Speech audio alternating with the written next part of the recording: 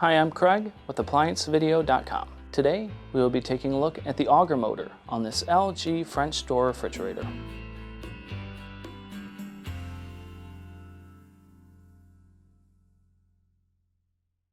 Stop. Before beginning any repair, always be sure to disconnect the power to the appliance.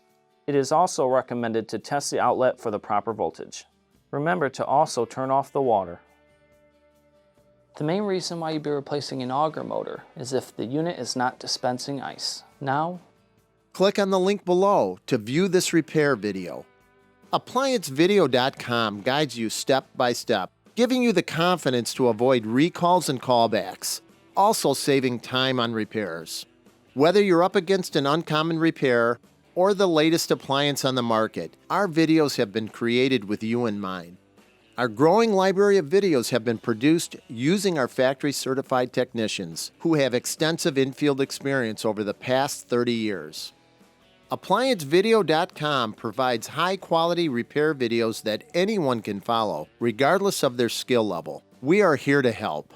Click on the link below to view this repair video and let us help you do it right the first time.